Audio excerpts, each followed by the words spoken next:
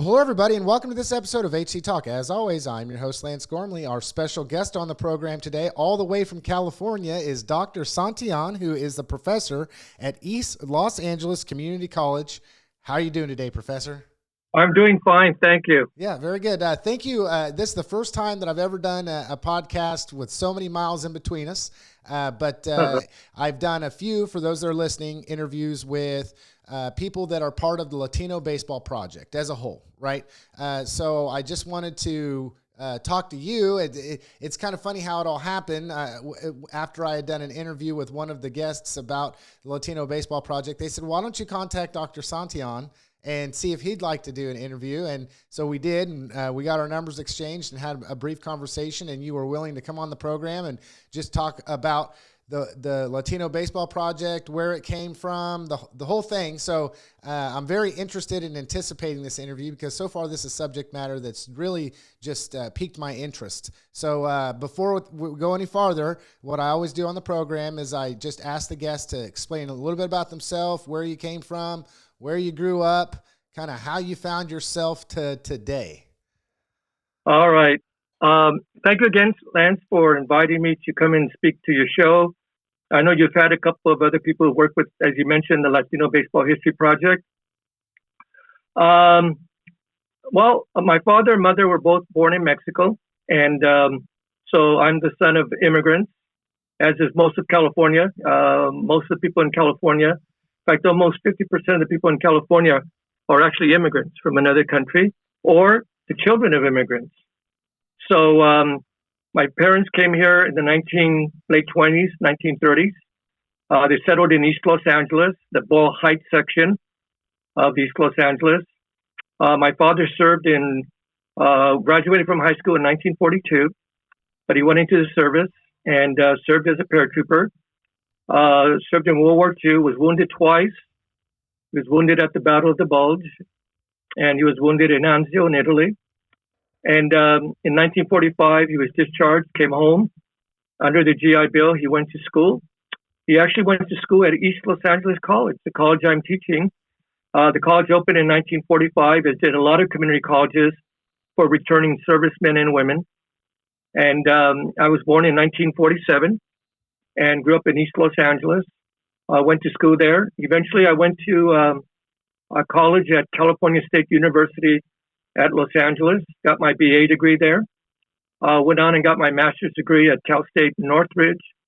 And in 1978, I earned my PhD in American government, political science. But my undergraduate degrees were in Chicano and Mexican American studies. Very cool. Very cool. Thanks. I say I'm a man after your heart, or you're a man after my heart, because my education is political science as well, and just have always really enjoyed the way that government works, the ins and outs, and of course then the history of that, where we've come from over time, and even then, of course, you can't have government without history. So you're able to see and study times in which maybe we weren't so right, and others that maybe we were better, and whatnot. But yeah, you're already. It's very interesting when you talk about your dad serving in the military. Yep. I just like to say, I obviously he's probably no longer with us. I appreciate his service and all those that chose to serve, whether willingly or unwillingly, type of thing. But yeah, so okay, just give me a little bit about growing up in East Los Angeles in the 70s and 80s. Probably was no easy. I mean, just give me a little bit about like what the day to day was then at that time, so people can hear a little bit about maybe what a day to day life of yours was like during that time. Well, it was. I mean, East Los Angeles is about 98% Mexican. It's Mexican-American, Mexican. It is the largest Mexican community in the United States. It's the largest community outside of Mexico City. And so growing up, and actually, I thank you, but I didn't grow up in the 70s, 80s there. I grew up in the 40s, 50s. Oh, my goodness. I'm bad on math, right? But it was very, I mean, it was, there was a lot of, obviously, Spanish-speaking community. One of the things that was very clear growing up was that everybody in authority, you were talking about political science, everybody in authority was white. The police were white, the fire department was white, the principal was white, the teachers were white. Basically, it was people coming from outside of our community who basically administered a community. We use the word today underserved, but in the 40s and 50s, there was massive discrimination and prejudice and racism, not just toward Mexican Americans, but many groups and genders and sexual orientation. And so, but one of the things that plagued East Los Angeles, like a lot of poor neighborhoods anywhere in the United States, were gangs. And gangs were quite prevalent in the 40s and 50s, very violent gangs. And so at the age of 10 years old, my father decided that he would take his three boys out of East Los Angeles because he knew that that was going to be a problem with so many gangs in our neighborhood. So we moved out of East Los Angeles, and we didn't move too far away. My mother actually grew up in Orange County.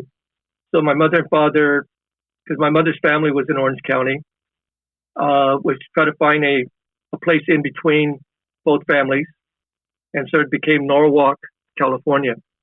And only about, I would say maybe 9 miles from East Los Angeles. But from there to East Los. Now, what was very interesting, a lot of Mexican American servicemen and some women, but mostly men, used their GI Bill to buy GI housing. There was still a lot of housing discrimination, unfortunately, even under the GI Bill housing. But a lot of Mexican American men began to buy homes throughout the county of Los Angeles, thus breaking down a lot of barriers in terms of housing barriers.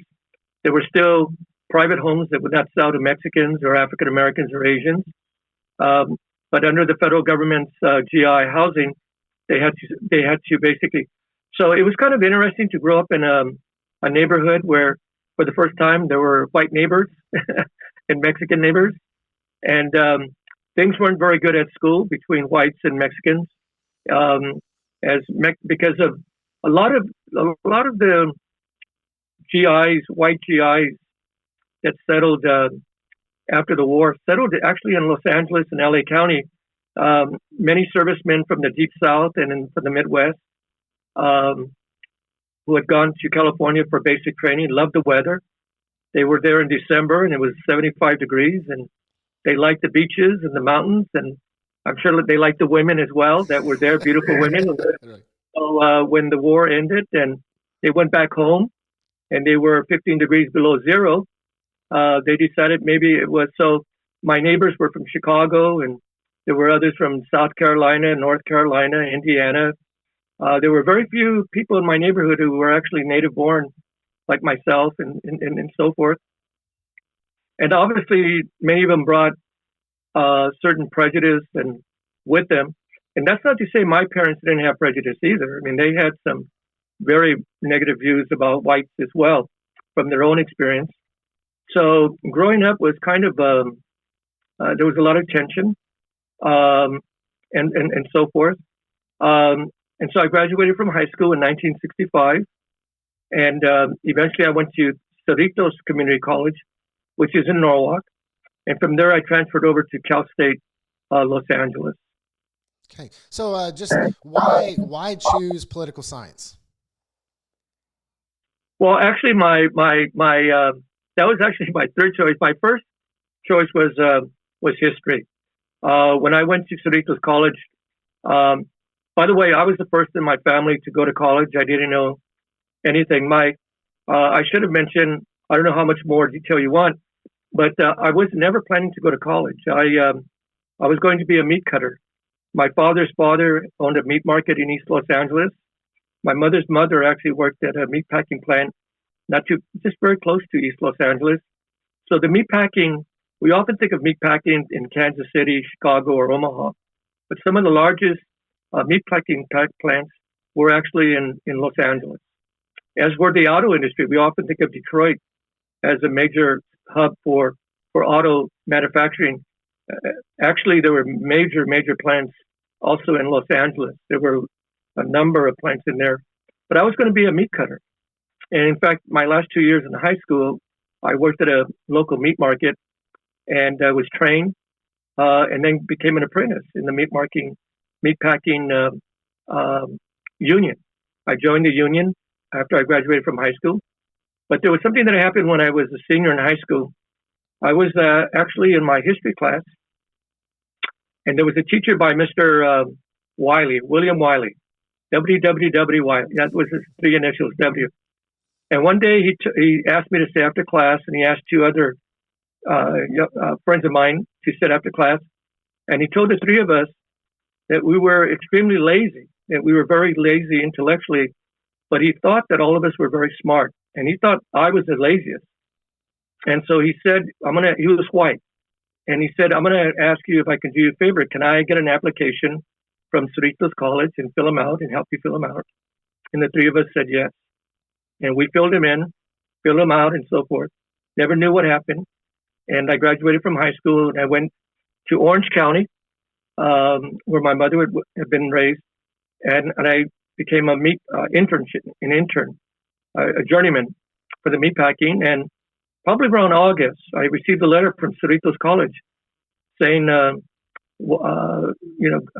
congratulations, you've been accepted, and here's your date. You come in and you enroll and take classes. I had never been to college, and so I went there and didn't know how to register. Didn't know anything about catalogs, schedules, and nothing about units, about advising, about associate arts degrees, nothing like that.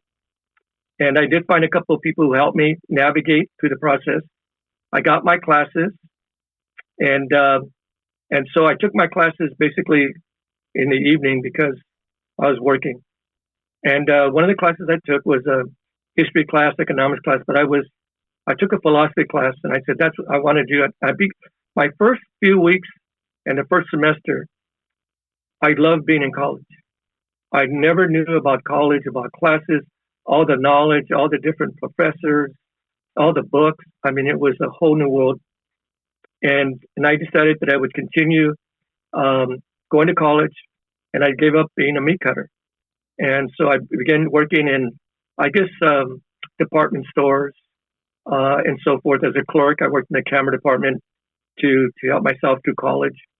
But I fell in love with college. And I decided I wanted to be a teacher because I told you I had all teachers. All my teachers were white, except two. My third grade teacher and my Spanish teacher in high school were both Mexican American. But my third grade teacher or second grade, I forget, second or third grade teacher, of course, looked like my mom. And so it really was really profound to see a teacher who looked like my mother, because it was something so foreign, so alien for me to see somebody in a position of authority who didn't look like my mother or my father. And so I thought at that time that I wanted to be a teacher. But that didn't last very long because all my teachers were basically white until I got to high school again. And so, and I had counselors. I remember I had counselors who would get the Mexican American students, including myself, and give us wood shop, give us metal shop. I remember I tell people I made a shoebox for my father. I made a spatula for my mother, while other kids were taking chemistry and biology, advanced English, and so forth. They gave me ROTC, which was like the military, kind of preparing us for the military. And I remember one time that I did think about going to college, and I told my parents that the counselor wouldn't give me any college courses. And the teacher, I remember to this day, told my parents, Richard is very good with his hands, but I don't think he can make it to college. And they insisted. I always remember this. My parents insisted that she give me classes, and she told them. I was there when she said, okay, I'm going to give him classes, but when Richard fails in college, it's going to be your fault. She told that to my parents. And my parents were very, very insistent. And so I got the classes, but Again, there was I wasn't prepared for the classes. I failed, I think, chemistry and so forth, and so I decided, well, I'll just go back to being a meat cutter. I mean, that's what I was going to be all the time. So I went to Cerritos College. There was a lot of politics at the time. The Black Panther Party was going to speak at the time. This was in 65, 66. There was a lot of controversy about the Black Panther Party um, speaking there. Uh, in 1965, in going to one of my classes, there was a table, and it was by the United Farm Workers of Cesar Chavez. In 1965, the farm workers had instituted a boycott, a strike, and they were asking consumers all over the world to boycott grapes and lettuce and Gallo wine, a consumer strike to force the growers to negotiate contracts with farm workers, just like industrial workers. In 1935, when the Wagner Act, the National Labor Relations Act was passed, it gave industrial workers the right to unionize. It forced the businesses to sit down in good faith and negotiate with the industrial unions, the auto workers, steel workers, miners. But excluded from the act was agricultural workers. So agricultural workers, there was never a law for growers, agribusiness to ever sit down with the farm workers. And farm workers are obviously the most difficult people to try to organize. I got very involved with the farm workers that day, and became a student volunteer to go out to East Los Angeles and to help with the boycott there. I eventually graduated from Cerritos College with my AA, went to Cal State LA, and became very involved in the Chicano movement in 1967. There was a group called United Mexican American Students, and they were on all campuses. This was a campus that had thousands and thousands of students, and there was less than 100 Mexican Americans in a campus that was surrounded by East LA. When I graduated from college in 1970, my mother and father were there, my uncles and aunts were there, other relatives were there. They had grown up just a few miles from Cal State LA. They had never been on a college campus before. That was the first time they had ever set foot on a college campus that was literally maybe 5 minutes from their homes driving a car. That's how excluded Mexican Americans were from college in their own community, Cal State Los Angeles. After that, I went to go get my master's, and I got my doctorate. So it was philosophy, it was history, then philosophy, and then it became political science when I got my doctorate degree. Okay. So you kind of explained a situation where you lived firsthand the exclusion. You know, we hear, somebody my age hears about it and we read about it, but I've mentioned many times, and I'm 40, getting ready to be 43, so I didn't see a lot of this, right? We can read about it in history books, but somewhere along the way, the corner was turned, and it was just something that took place in the past. But it's eye-opening to realize that individuals like yourself were front and center for the segregation and the discrimination and the alienation of who you were and your people. And you were somebody who fought that and was able to come out successful in the end. So coming up to the political science thing, that's your PhD is in political science, Dr. Santillan? It's an American government. I just wanted to say one thing, Lance, and that was, even though I faced discrimination in terms of teachers, counselors, tracking us into metal shop and wood shop with the idea that we're better with our hands than we are with our brains and so forth, put us in ROTC so we could go into the military rather than to college and so forth. I experienced that, but I did not experience what my mother and father experienced, and that was in terms of not only housing discrimination, but when my father came back from the war in 1945, and he double dated with my mother, and they went to the Hollywood Palladium. My father wearing his uniform, and like I said, he was wounded twice. He has a ribbon that he served in 5 combat area, zones, including North Africa. He was one of the very first American troops to come into Berlin. And so he was wounded and fought, like I said, very few paratroopers have a ribbon signifying 5 major battles, 5 major campaigns. He had his uniform on and they turned him away.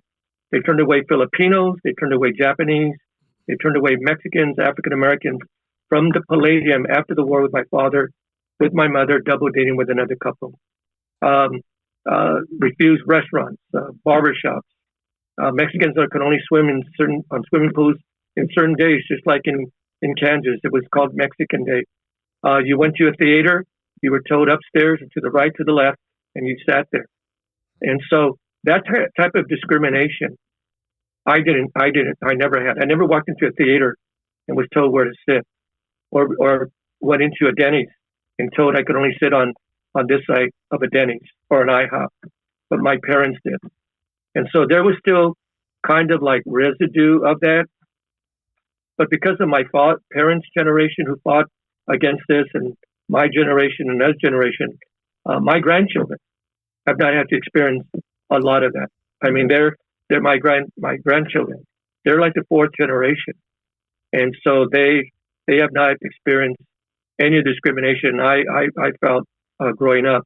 So yeah, it's a measurement. It's a yardstick of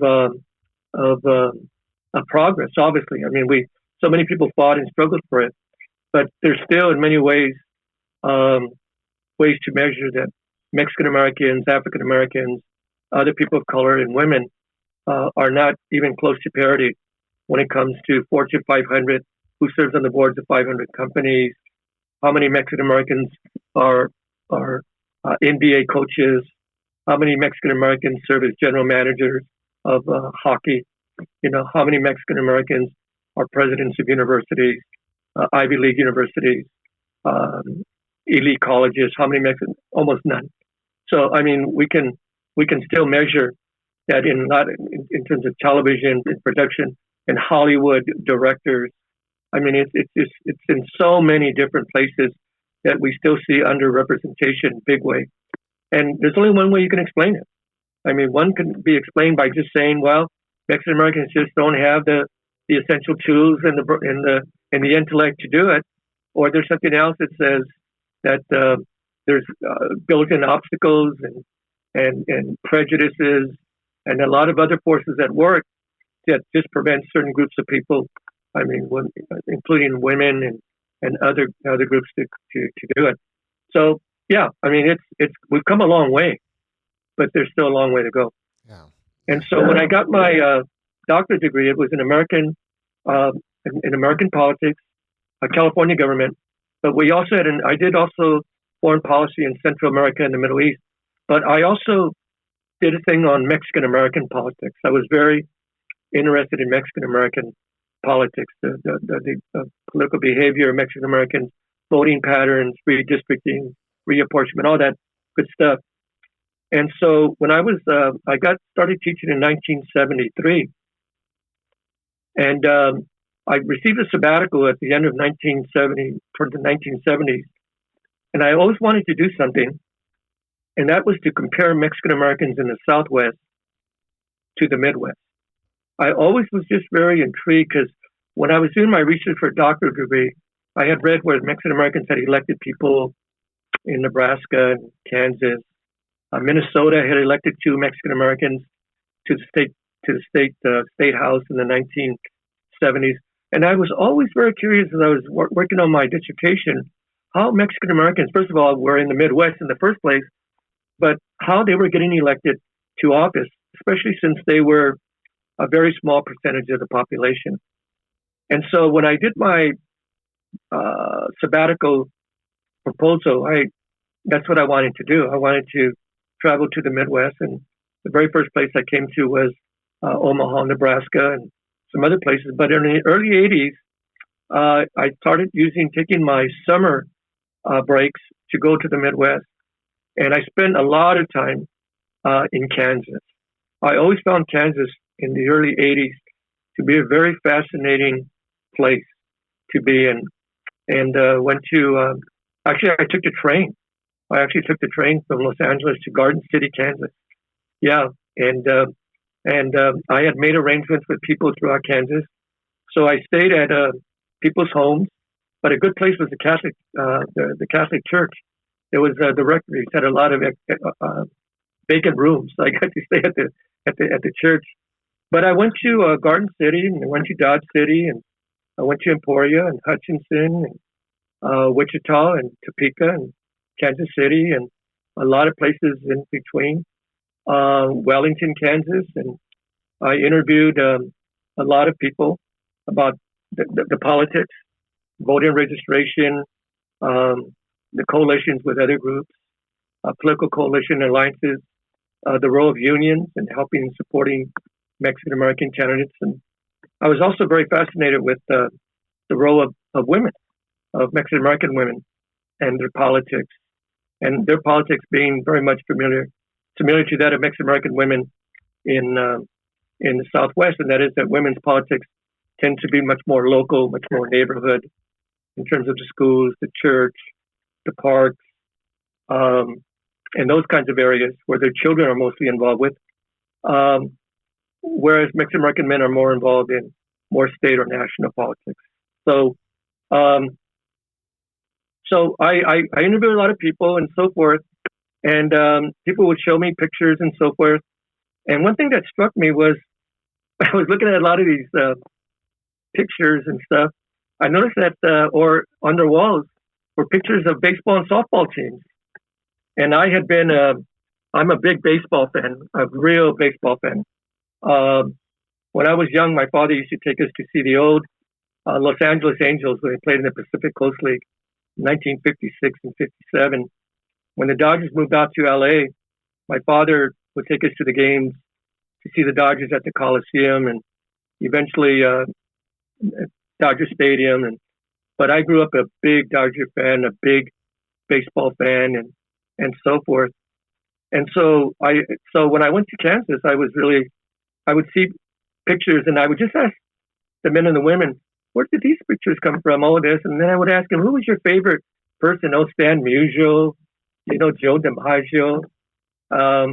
We would listen to the Cardinals games and the Cubs, on station so-and-so. And that was really something that really got me even closer. The baseball was a universal language. And we would tease each other about being Cub fans and so forth. Because when I grew up in that GI housing, they were all from all different places. So our neighbor was a Cubs fan, and there was a Philadelphia Phillies fan, and there were Yankee fans and Boston fans, and they were from all over. So we would tease each other and so forth. And so I did my politics. I did the thing between, and I actually published a few articles on comparing Mexican American political behavior with that of Midwest Mexican American political behavior. And I eventually did another sabbatical in which I went to the Northwest, to Washington, to Oregon, and to Montana and Idaho and Utah. And I was very fascinated about it, Mexican Americans in that part of the United States and so I co-authored an article with a friend of mine who was from the University of Washington, and we looked at the comparisons, the similarities of Mexican political behavior. I had already done one in the Midwest, and so nobody had ever really done a regional comparison of Mexican American political behavior in three distinct regions of the country.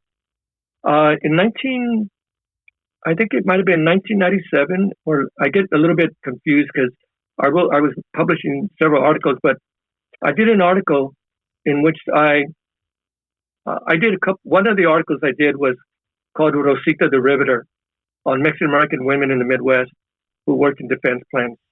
I actually interviewed 89 Mexican American women who worked in defense plants in the munitions industry, in the steel industry, in the packing houses, in the aero industry, who are really Rosita the Riveters. And I believe there's somebody, in Newton, Kansas, who is over 100 years old, who it was a Rosita the Riveter, and has gone to Washington D.C. and been acknowledged and so forth. I interviewed her, and so she was one of the ones I interviewed her, and I'm trying to think of her name right now. But anyway, I interviewed about 97, 98 Mexican American women. But I did an article on Mexican American men who fought in World War II. I was very, very, because there had been books out on Mexican Americans in World War II, but most of them focused on the South, on the Southwest. So when I was in the Midwest doing the politics, all of a sudden I came across baseball, came across women who played baseball. Who worked in defense plants, but also played softball, but men who fought. And so I was publishing articles from the Midwest. But I did an article called on Mexican American baseball in the Midwest, resistance to discrimination and prejudice. And it was the first time that someone had ever really written. I think in the Midwest the first time, but actually one of the first times that somebody looked at baseball and softball as a political instrument, not just as a recreational pastime, but that baseball, that there was something profound, that there was something digging deeper into baseball and sports for Mexican Americans, that the leadership of the Mexican American community that came over in the early 1900s, 1920s and 30s were very smart people, that they understood, maybe from their own experience in Mexico, but they understood that sports could bring the entire community together and serve as a political tool to forward the interests, the issues of equality and so forth for the Mexican American community. And that's what I wrote about. And on the footnotes of that is I interviewed over 1,000 people during my 2 sabbaticals, but probably close to 800 or 900 people in the Midwest, people who were born in 1884 or 1907, people who were union leaders and political leaders, and I had a chance to go into their homes and so forth, and baseball and so forth. So I left it at that. I kind of just left it at that, leaving the baseball behind. Came back, was still very involved in Chicano politics, still teaching and so forth. I don't know if you want me to go on or just continue on. I am absolutely enthralled. Please continue. Yeah, I was. Okay. I say I'm looking at the questions that I have to ask, and you're just hitting them off. So I have no questions to ask at this point. I'm just I'm soaking it in. I feel like I'm in a class here, and you and the professor are giving me a lesson, and I'm just enjoying everything. I don't want to do that though. Oh, please do. Please do. Okay. Well, I do want. So what happened was in 2005, there was a person by the name of Terry Cannon. Terry Cannon, unfortunately, passed away a few years ago, way too young. But Terry Cannon he wasn't a librarian. He'd like to say, because we introduced him as a librarian, but he was whatever it was, just below a librarian. And he said that, but he had created with his wife Mary something called the Baseball Reliquary. And what the Baseball Reliquary was an organization that was sort of counter to mainstream baseball, the Hall of Fame, and so forth. That mainstream baseball was white, male, heterosexual, and that was it. It was just a white sport, and that's all the Hall of Fame was, baseball in general. The Baseball Reliquary looked at the history of baseball in this country through many lenses, through the lens of sexual orientation, of gender, of race, of ethnicity, of disability, of looking at people who were disabled who played baseball, and so forth. And so Terry Cannon, in fact, had this induction. It was his own Hall of Fame, in which a lot of people would come to. I attended these, and he would induct people who the Baseball Hall of Fame probably never heard of, but would never have done any play. In terms of the first player to come out who was gay, the first woman baseball owner, the first Cuban, the first Latinos to play baseball. It was taking baseball and expanding it to its ultimate diversity. And so Terry Cannon had come across some Mexican American players who had played where I grew up and was born in Ball Heights. And these were Mexican American teams and players who had played in the 30s, 40s, and 50s, where I was born. Growing up, didn't even know that, every Sunday when you're asking me, tell me a little bit about how your day to day was going on, I was completely divorced from the fact that on Sundays is that there were baseball teams playing all around me and players and coaches and so forth that I didn't even know about. And so Terry had come to Cal State LA, and he looked at the library and he noticed all these empty cases. And he had an idea about doing an exhibit on Mexican American baseball of East Los Angeles. To do an exhibit. Of all the work that he'd done promoting diversity, he had never really done anything on Mexican Americans. So he talked to the librarian, who happened to be intern librarian, who was Mexican American. He talked to somebody in the Chicano Studies department, the chair of the department, and they agreed that the library would host an exhibit. And there was a Chicano Studies class that was created for the students to go out and interview and collect all of this information that would be used on the exhibit.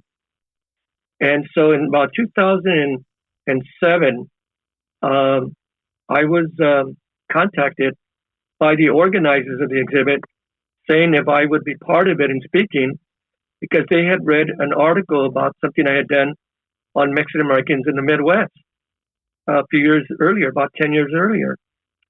And when I found out about it, I said, sure, I'd love to. And so the exhibit was held. I and other people spoke, because there were other people before me who had done a lot of research. I apologize for doing this, but I'm fighting a little cold. You're all right. Okay. You're all right. I hate doing that. Because I know it doesn't look attractive on here, and I'm trying very hard not to do that. And so what happened was, out of that exhibit that lasted for 3 months, the LA Times ran 2 big articles. Thousands of people came.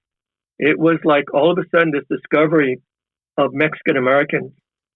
And so many of us who were there decided that we would form a committee called the Mexican American Baseball History Project that would be designed, we were all volunteers, that would be designed to basically document and collect and promote the long and rich history of Mexican American baseball.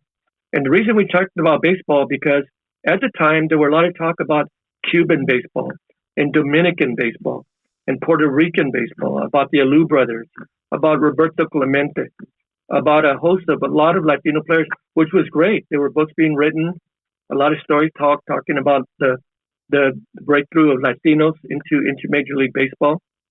But it appeared that Mexican American, that the narrative of Mexican Americans and baseball seemed to be again lost in this bigger story. And we thought that the project would be something that we would want to do. Many of us who were the original founders of the Mexican American Project and later the Latino Baseball Project were from Chicano Studies. We were from Chicano Studies. And so we understood that if we were going to do this about Mexican American baseball, that we had to look at it through political lenses, in other words, in economic lenses, and social, from an interdisciplinary view. We could not look at it, although other Mexican Americans had done some basic research on the whole question of recreation and space and sports.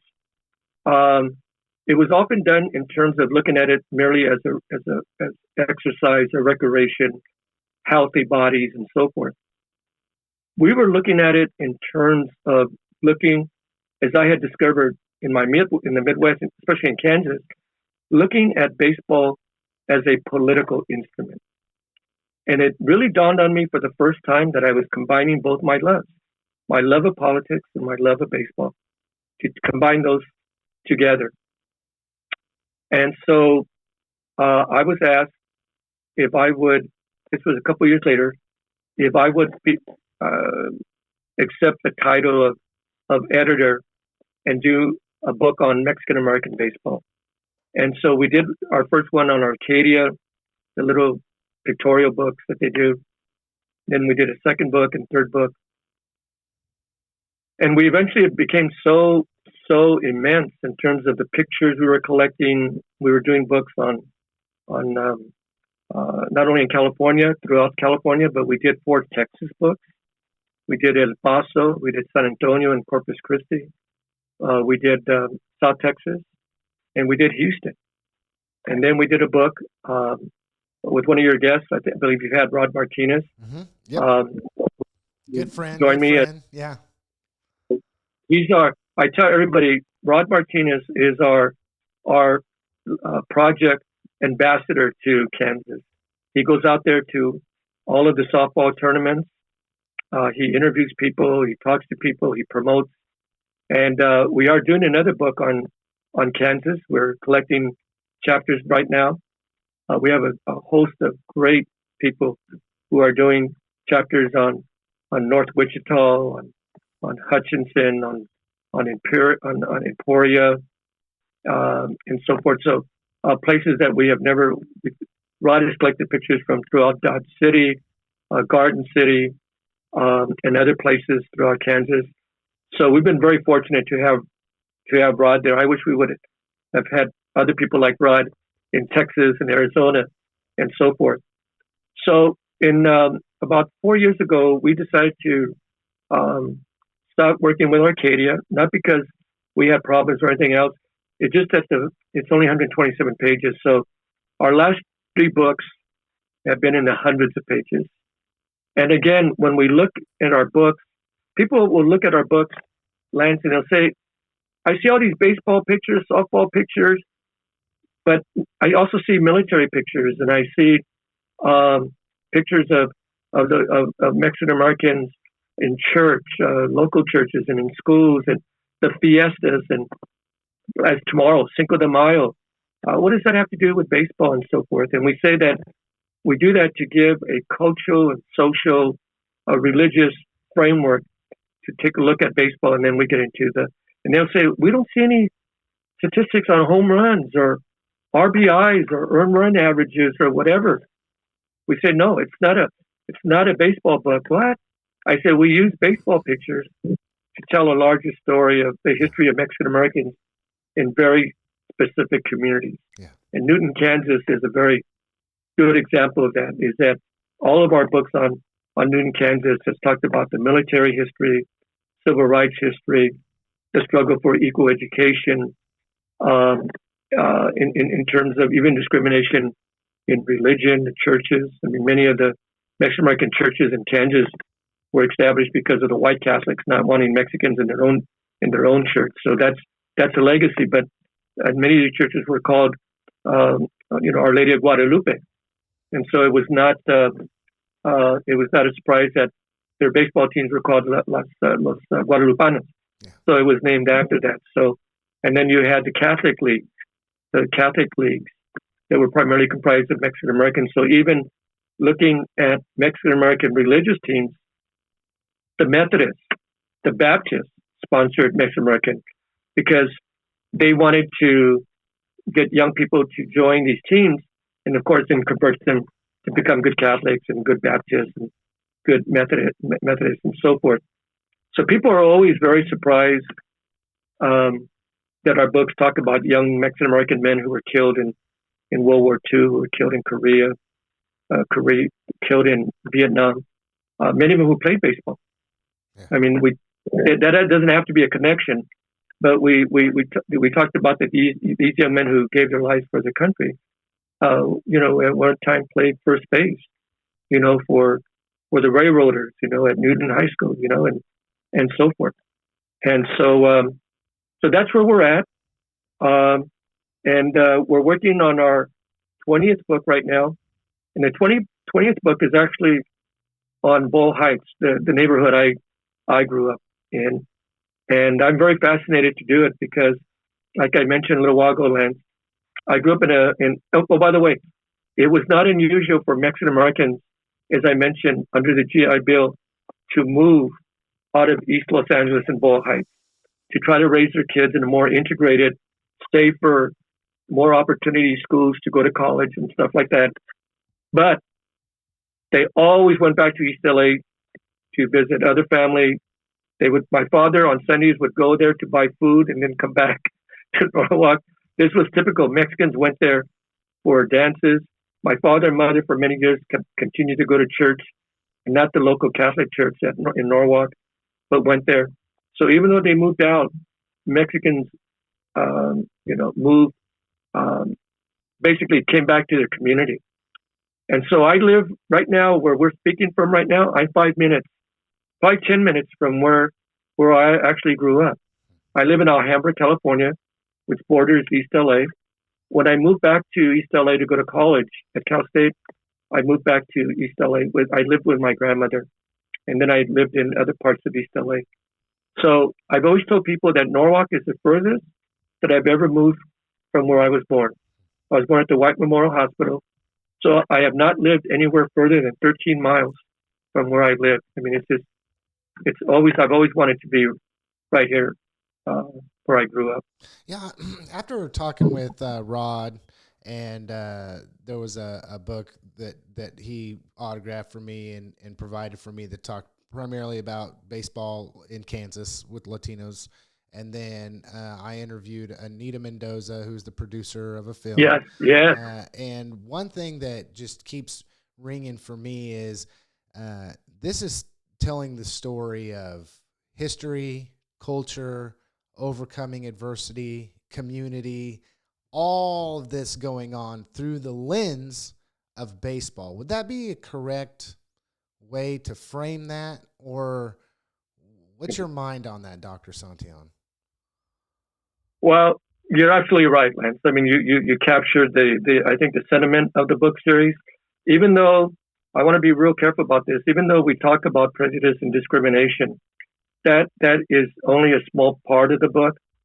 We talk about the success of the teams, military history, the first Mexican Americans to serve on the city council, to serve as whatever position, Mexican American businesses. I tell people that our book is to inspire. It's really a book of inspiration because it talks, like as you pointed out very eloquently, and that is, despite all these challenges and adversity and obstacles, Mexican Americans still found a way to overcome them, to still move ahead.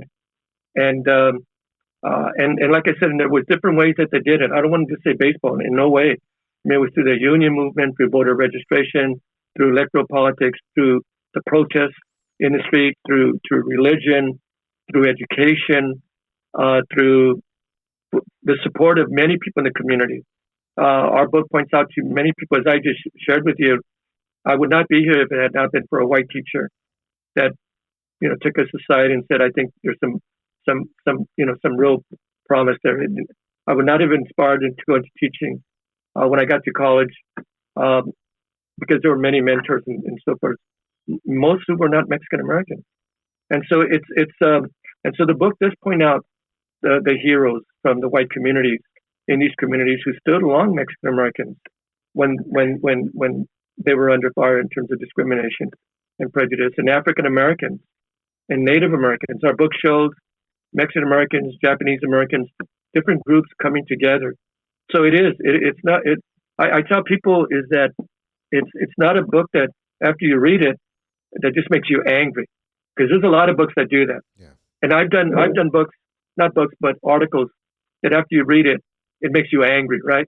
And this book doesn't do that. This book, when you read it, it inspires, it gives you hope, it gives you a sense that more things are better. There's still going to be obstacles, but things are going to change. And so, the last book that I did, I dedicated the last book. One of the chapters I do is called The Field of Dreams. It's where there's different ways that families pay tribute to their elders who died many years ago, who were baseball players, and so forth. But I dedicated the last book, the last chapter, to my 3 grandchildren. I dedicated it to them, and I told them that this book was basically something I want them to have, because what I did is I wrote a lot about their family history as well. The Bowl Heights is going to do that. One of the advantages of being editor is I can do whatever I damn please about the content of the book. I love it. So I'm going to be my family and so forth. There's other families too, but will be prominent. But I want my grandchildren to. I'm leaving them the history of sports. They know that their grandfather used to go to the Dodger games in Wrigley Field, and the ball players, and I've taken them. They're in their late 20s. All three of my grandchildren are in their late 20s, and so almost all three of them, almost might have missed one or two, but they've gone to every Dodger opening game since they were born. Since they've been born, they've been almost to every opening game since the late 1990s or early, as babies. And we have pictures of them. And so I used 3 pictures of them when they were about 5 years old at Dodger Stadium. My 2 grandsons and and I just said, "You're part of this baseball legacy that our children took. That we took your parents and your grandparents, and then my parents, my father taking me to the game. You're part of this beautiful legacy of baseball. But at the same time, I want you to know that paralleling this legacy, this generational legacy of our family, that there was also struggle that took place. And that you have to understand, this is what your great-grandfather and grandmother confronted when they came here. This is what your grandfather confronted. And because of other people who, you're on the shoulders of, you've not had to do it. But at the same time, you basically have a tradition of social justice. Yeah, you need to go. You need to pick that baton up and then keep running with it. Right? Yeah, so they do. I think they can. Yeah. Yeah. I got something. We are nearing the end, but sure. I since I've uncovered this, or that this has come to my attention, and I've read one of the books, not all obviously, but one of them, of course. And just understanding what is this initiative trying to accomplish, it really brought to mind something that I think I took for granted, and that is the telling of history, right? Oftentimes, there's not really a whole lot of places that you can go to find Latino history being taught. You can, right. But oftentimes when we look at the history books, it's taught, and I'm not trying to break down demographics, but we often hear it. It's taught through the lens of, let's say, the white view. I don't mean that in a negative or anything, right. but it's this is having the ability to tell from firsthand account and then capture these stories in a way that's not only local but regional, that's national, that's global, right? And so if not for this, then there might be another story that's being told, but I don't think one that is as detailed and is able to provide exactly what you're talking about when it comes to telling the history of Latin Americans. Yeah. If I could just mention one last thing, because you reminded me of something, is that all of our books, and we probably have published 7,000 or 8,000 photographs. All of our books, all of the pictures have been donated by families, 99.9%. You're not going to find these in universities or historical societies. But not only the pictures were donated, but all of the narrative, all of the captions you read were written by the families or by the person who gave it to us. And that was one of the things that we wanted to do when we first established the book series. And that is, we weren't going to tell the story. The people themselves from the communities, and we've never had told people, no, don't write that. Or when you see things about prejudice and discrimination, that doesn't come from us. It comes from the people themselves. We don't say, well, weren't you discriminated against when you? No, they write the captions. We edit it for English and Spanish.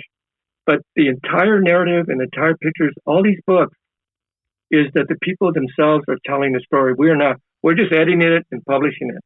And that's what I've always felt the proudest of, is that it's all of the people's voices that are being heard. And unfortunately, in the last 20 years, a lot of the individuals that are in the book have passed away.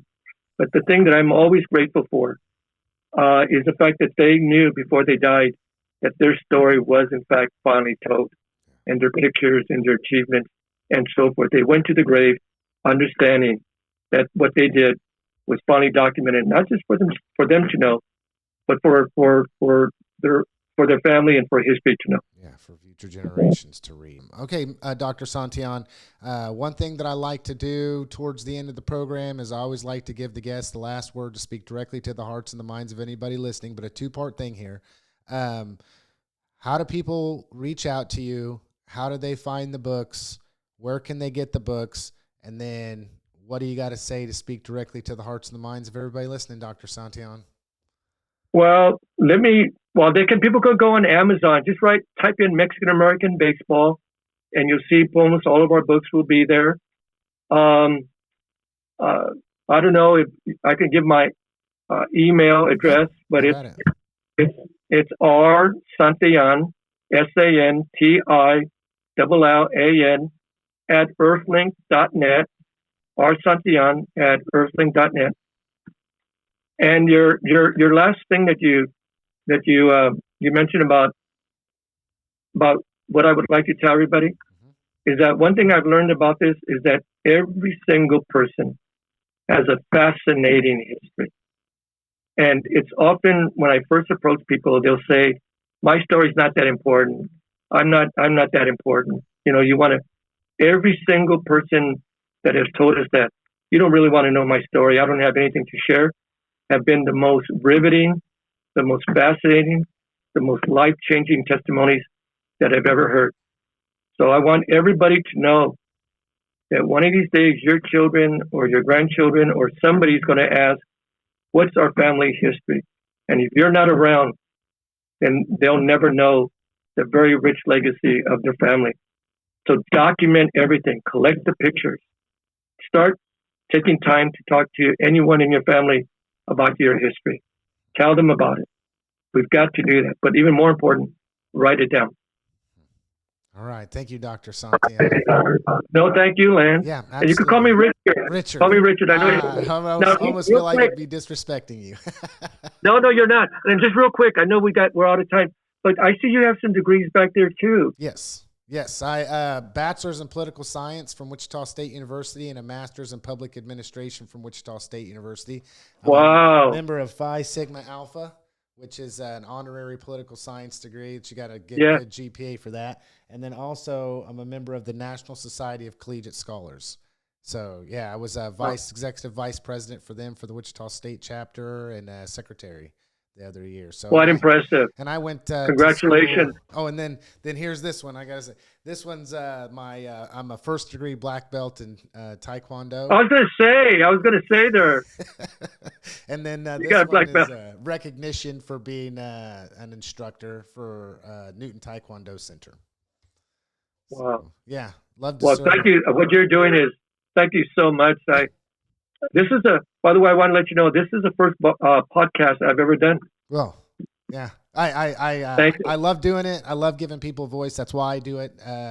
I've just been blessed with the ability to learn over time how to produce all this stuff and get it out and everything. And I like to hear people's story.